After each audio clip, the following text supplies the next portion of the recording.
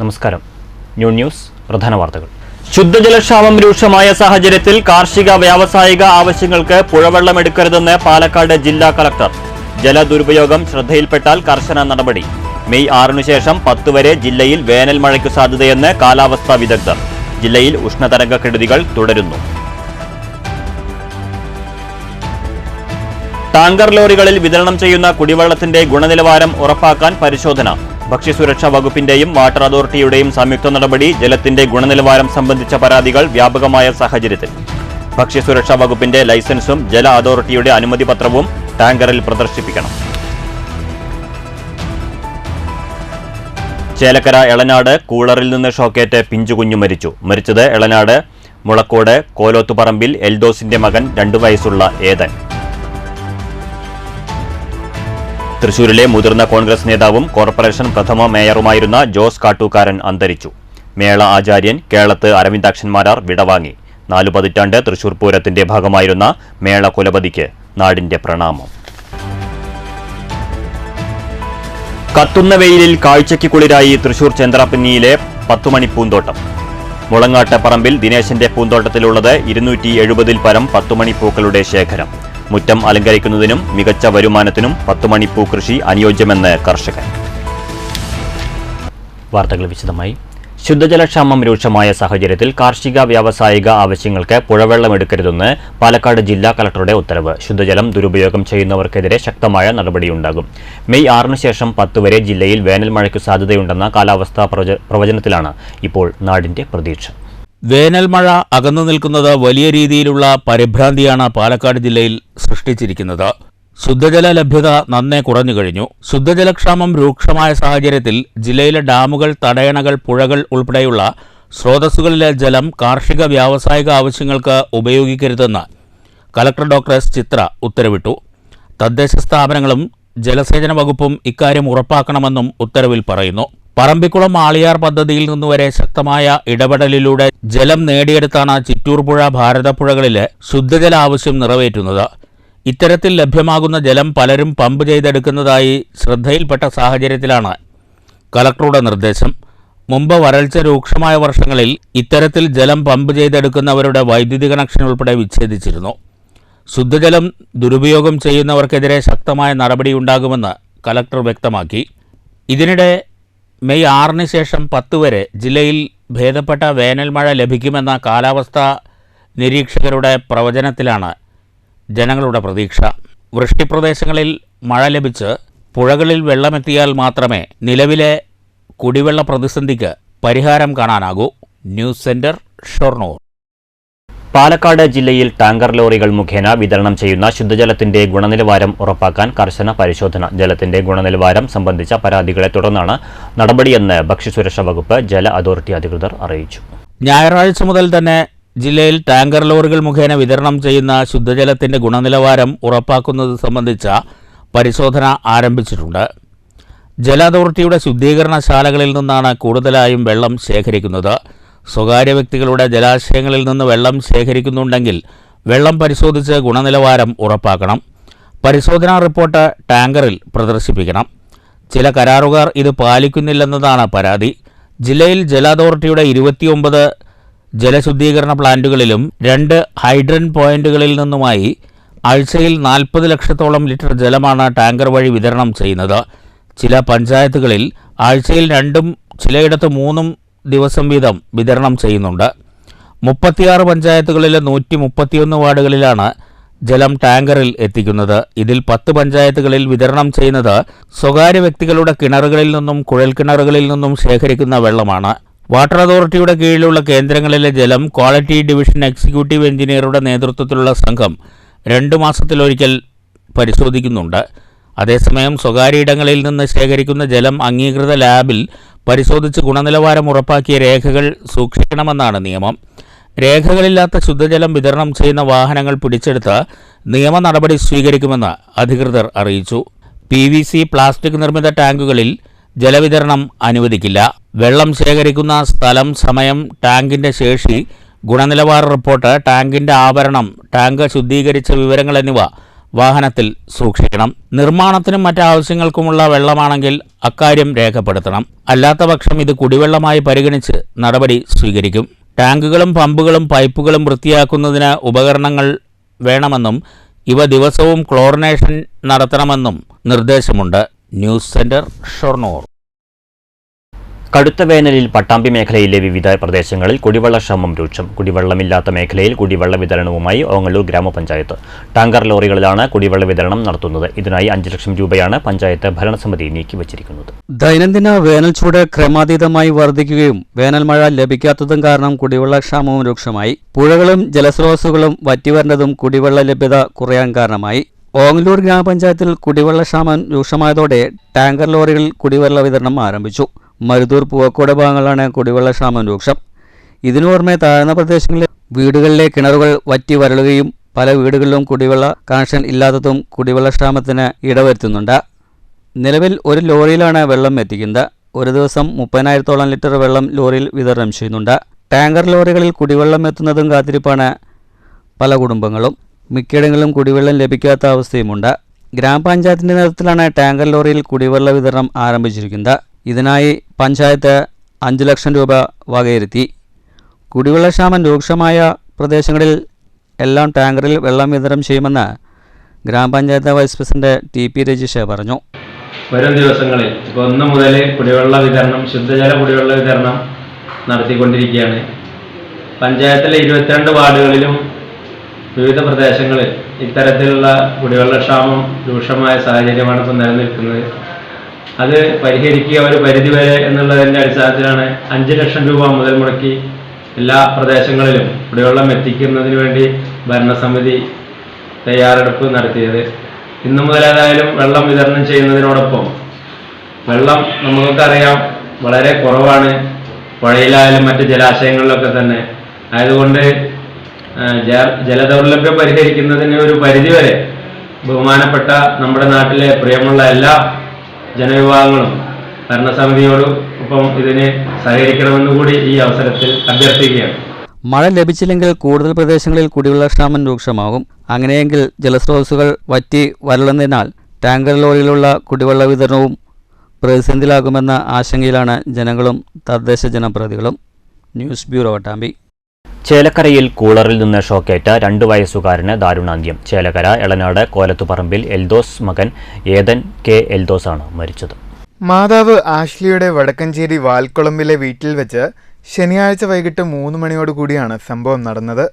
വീട്ടിലെ മുറിയിൽ കളിച്ചുകൊണ്ടിരിക്കുകയായിരുന്ന ഏതൻ കട്ടിലിന് താഴെ കിടന്ന കൂളറിന്റെ വയറിൽ ചവിട്ടി ഷോക്കേറ്റ് തെറിച്ചു വീഴുകയായിരുന്നു.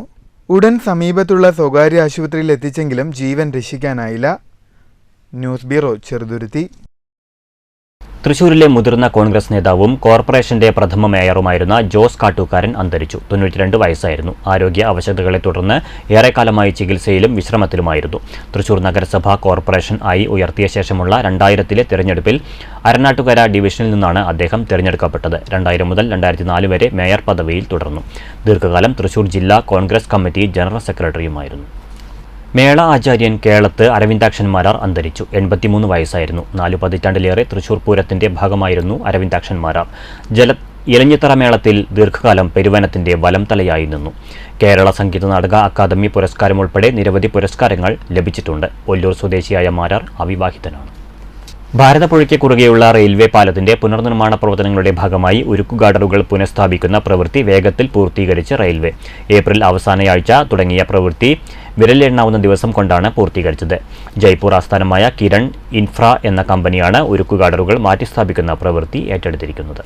ബ്രിട്ടീഷുകാർ പണിതീർത്ത റെയിൽവേ പാലമാണ് കാലപ്പഴക്കത്താൽ പുനർനിർമ്മിക്കുന്നത്. തൂണുകൾക്ക് കുഴപ്പമില്ലാത്തതിനാൽ അത് നിലനിർത്തിക്കൊണ്ടാണ് പുനർനിർമ്മാണ പ്രവർത്തനങ്ങൾക്ക് തുടക്കം കുറിച്ചത്. പുനർനിർമ്മാണ പ്രവർത്തനങ്ങളുടെ ആദ്യഘട്ടമെന്ന നിലയിൽ റെയിൽവേ മേൽപ്പാലത്തിന്റെ ഉരുക്കുകടറുകൾ പഴയത് മാറ്റി പുതിയത് സ്ഥാപിക്കുന്ന പ്രവൃത്തിയാണ് നടന്നത്. ജയ്പൂർ ആസ്ഥാനമായ കിരൺ ഇൻഫ്ര എന്ന കമ്പനിയാണ് ഉരുക്കുകടറുകൾ മാറ്റി സ്ഥാപിക്കുന്ന പ്രവൃത്തി ഏറ്റെടുത്തത്. ഇതിന്റെ ഭാഗമായി ആദ്യം തന്നെ പുഴയിലൂടെ താൽക്കാലിക റോഡ് നിർമ്മിച്ച് വലിയ ക്രെയിൻ ഉപയോഗിച്ച് സമയബന്ധിതമായാണ് ഉരുക്കുകടറുകൾ പുനഃസ്ഥാപിക്കുന്ന പ്രവൃത്തി നടന്നത്. പുലർച്ചെ 4 മണി മുതൽ രാവിലെ 8 മണി വരെ എന്ന നിലയിൽ നിരവധി ജോലിക്കാരുടെ കഠിനാധ്വാനത്തിൻ്റെയും ഫലത്തിലാണ് റെയിൽവേ അനുവദിച്ച നിശ്ചിത സമയത്തിന് മുൻപ് തന്നെ പ്രവൃത്തി പൂർത്തീകരിക്കാൻ സാധിച്ചത്. 13 തൂണുകളിലായി 14 ഗഡറുകളാണ് മാറ്റി നിശ്ചിത സമയം കൊണ്ട് പുതിയത് സ്ഥാപിച്ചത്. News bureau, Cheruthuruthy. കുന്നംകുളം വടക്കാഞ്ചേരി സംസ്ഥാന പാത ചൊവ്വന്നൂരിൽ റോഡരികിൽ കാട്ടുപന്നിയുടെ ജഡം കണ്ടെത്തി. വാഹനമിടിച്ച് പരിക്കേറ്റതാകാം മരണകാരണമെന്നാണ് പ്രാഥമിക നിഗമനം. നാട്ടുകാർ വിവരമറിയിച്ചതിനെ തുടർന്ന് സ്ഥലത്തെത്തിയ എരുമപ്പെട്ടി ഫോറസ്റ്റ് അധികൃതർ മേൽനടപടികൾ സ്വീകരിച്ചു. വനംവകുപ്പ് വെറ്ററിനറി വിഭാഗത്തിന്റെ പരിശോധനയ്ക്ക് ശേഷം വനമേഖലയിൽ ജഡം മറവു ചെയ്യും. കത്തുന്ന വെയിലിലും വർണ്ണവൈവിധ്യത്താൽ ദൃശ്യചാരുത പകരുകയാണ് തൃശൂർ ചന്ദ്രാപിന്നിയിലെ 10 മണി പൂന്തോട്ടം. ദേശീയപാത 66 ചന്ദ്രാപിന്നി 17 റോഡരികിൽ തന്നെയാണ് 10 മണിയുടെ വർണ്ണവസന്തം വിസ്മയ കാഴ്ചയൊരുക്കുന്നത്. പച്ചക്കറി പൂകൃഷികളിൽ വർഷങ്ങളായി നൂറുമേനി കൊയ്യുന്ന മുളങ്ങാട്ടുപറമ്പിൽ ദിനേശാണ് ഇക്കുറി 10 മണി പൂക്കളിൽ പത്തരമാറ്റൊരുക്കിയത്. സിൻഡ്രല്ല, ജംബോ, പോട്ട്ലാക്ക തുടങ്ങി കേട്ടു പരിചയിച്ചതുമല്ലാത്തതുമായ 270 പരം 10 മണിപ്പൂക്കളുടെ വൻ ശേഖരമാണ് വീട്ടുമുറ്റത്തും വഴിയരികിലും വീടിനോട് ചേർന്ന 16 സെന്റ് സ്ഥലത്തും ദിനേശ് ഒരുക്കിയിരിക്കുന്നത്. മഞ്ഞ, പീച്ച്, ഓറഞ്ച്, ചുവപ്പ്, തീമഞ്ഞ, വയലറ്റ്, റോസ്, പിങ്ക് എന്നിങ്ങനെ എത്ര കണ്ടാലും മതിവരാത്ത 80ലധികം നിറങ്ങൾ. 10 മണിക്കൊപ്പം വരിയും നിരയുമായി 4 മണിയും 8 മണിയും കാഴ്ചക്കാർക്ക് വിസ്മയം തീർക്കാനായി പൂന്തോട്ടത്തിലുണ്ട്. കഴിഞ്ഞ 3 വർഷമായി പൂക്കൃഷിയിൽ സജീവമാണ് ദിനേശ്. ഞാൻ ഇപ്പോൾ ഈ 10 മണി പ്ലാന്റ് ചെയ്യാൻ തുടങ്ങിയിട്ട് ഒരു 4 വർഷത്തോളമായി. ആദ്യം ഒരു 10-20 കളർ എൻ്റെ ഉണ്ടായിരുന്നുള്ളൂ. പിന്നെ പലയിടങ്ങളിലായി കളക്ട് ചെയ്തിട്ടുണ്ടായിരുന്നു. തിരുവനന്തപുരം അവിടെ നിന്ന് എല്ലാം കളക്ട് ചെയ്തിട്ടുണ്ടായിരുന്നു. ഇപ്പോഴൊരു 10-270ഓളം നമ്മളെ കളക്ഷൻ ഉണ്ട്. അത്യാവശ്യം നല്ല സെയിൽ കൊണ്ട്. പിന്നെ ചെടികൾക്ക് നമ്മൾ കൊടുക്കുന്നത് ഇപ്പോൾ ആദ്യം നമ്മൾ എല്ലുപൊടി, ചാണപ്പൊടി അതൊക്കെയാണ് അടിവളം. ഇപ്പോൾ അതിൽ വേറെ നമ്മൾ DIP, ഫാറ്റംബോസ് 20-20 ആ സാധനം കിട്ടപ്പോൾ പൂക്കൾക്ക് ഒന്നും കൂടി നല്ല ക്ലാരിറ്റിയും നല്ല ഭംഗിയൊക്കെ ഉണ്ട്. ഇപ്രാവശ്യം വന്നിട്ടുണ്ട്. പ്രൊഡക്ഷൻ അതിലും കൂടിയിട്ടുണ്ട്. അങ്ങനെ ഇപ്പോൾ അത്യാവശ്യം നല്ല രീതിയിൽ സെയിൽ ഞങ്ങൾക്ക് നടക്കുന്നുണ്ട്. ഇപ്പോൾ വെറൈറ്റി ഒരു 270ഓളം ഉണ്ട് ഇപ്പോൾ നിലവിൽ വന്നിട്ടുണ്ട്. ഇനി കുറച്ചും കൂടി അതിൻ്റെ പുതിയ പ്ലാൻസുകൾ വരാനുണ്ട്. അത് തരാമെന്ന് പറഞ്ഞിട്ടുണ്ട്. പരീക്ഷണങ്ങൾക്കൊപ്പം യാത്ര ചെയ്യുന്ന ഈ യുവാവ് തൻ്റെ സുഹൃത്തിൻ്റെ വീട്ടിലെ 10 മണി പൂക്കൃഷി കണ്ടതോടെയാണ് പൂക്കൃഷിയിൽ ആകൃഷ്ടനാകുന്നത്. ദേശീയപാതയോരമായതിനാൽ വാഹനയാത്രികർ ഉൾപ്പെടെ 10 മണി പൂക്കാഴ്ച കാണാൻ ദിനംപ്രതി നിരവധി പേരാണ് എത്തുന്നതെന്ന് ദിനേശ് പറയുന്നു. 5 തണ്ടിന് 10 രൂപ നിരക്കിലാണ് വിൽപ്പന. മുറ്റം അലങ്കരിക്കുന്നതിനും മികച്ച വരുമാനത്തിനും 10 മണി പൂക്കൃഷി അനുയോജ്യമാണെന്നാണ് ദിനേശൻ പറയുന്നത്.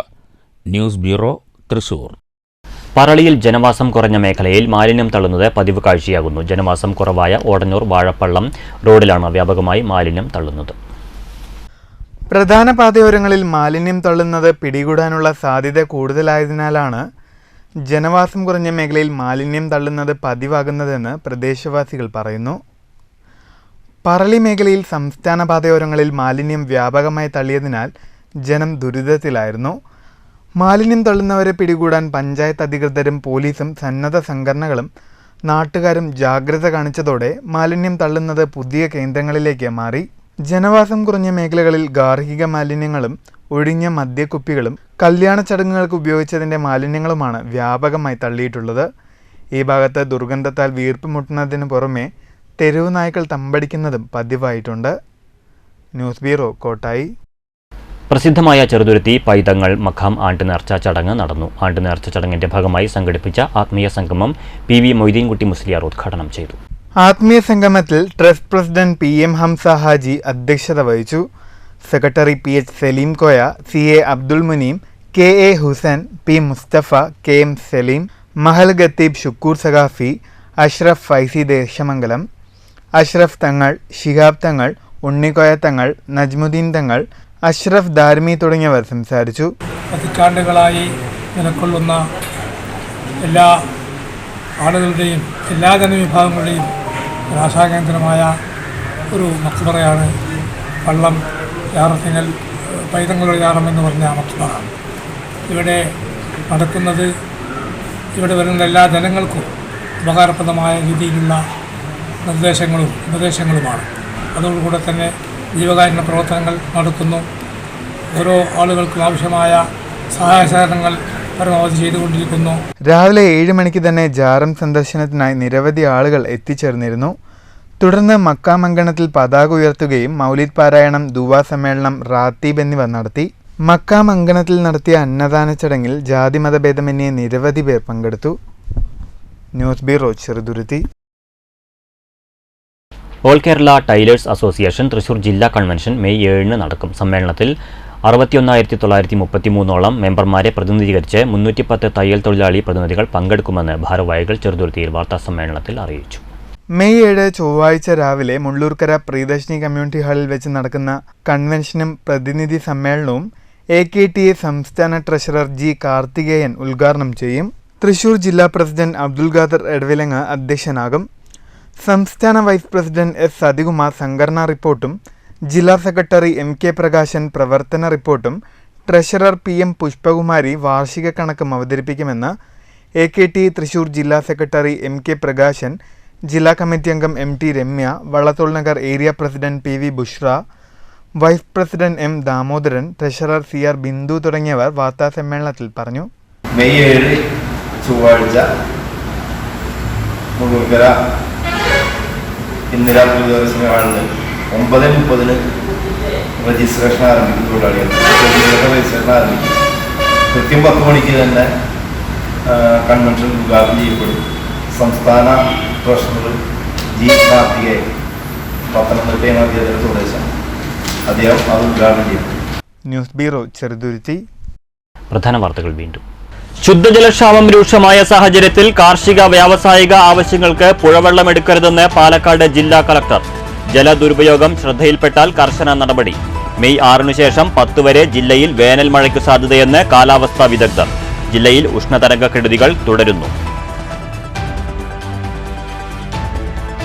ടാങ്കർ ലോറികളിൽ വിതരണം ചെയ്യുന്ന കുടിവെള്ളത്തിന്റെ ഗുണനിലവാരം ഉറപ്പാക്കാൻ പരിശോധന. ഭക്ഷ്യസുരക്ഷാ വകുപ്പിന്റെയും വാട്ടർ അതോറിറ്റിയുടെയും സംയുക്ത നടപടി. ജലത്തിന്റെ ഗുണനിലവാരം സംബന്ധിച്ച പരാതികൾ വ്യാപകമായ സാഹചര്യത്തിൽ ഭക്ഷ്യസുരക്ഷാ വകുപ്പിന്റെ ലൈസൻസും ജല അതോറിറ്റിയുടെ അനുമതി പത്രവും ടാങ്കറിൽ പ്രദർശിപ്പിക്കണം. ചേലക്കര എളനാട് കൂളറിൽ നിന്ന് ഷോക്കേറ്റ് പിഞ്ചുകുഞ്ഞു മരിച്ചു. മരിച്ചത് എളനാട് മുളക്കോട് കോലോത്തുപറമ്പിൽ എൽദോസിന്റെ മകൻ 2 വയസ്സുള്ള ഏതൻ.